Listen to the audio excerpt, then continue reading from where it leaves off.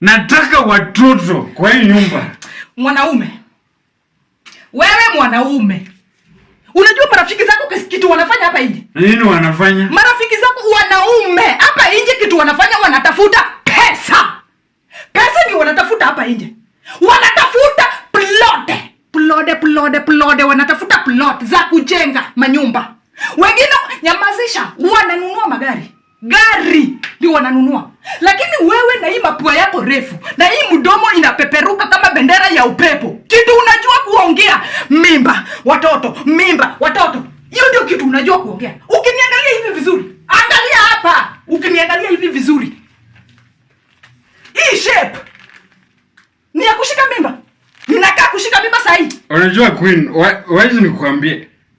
Najua tu vizuri. Nisikize Nyarumara, nisikize vizuri. Mimi najua hauna shida yote kwa mwili.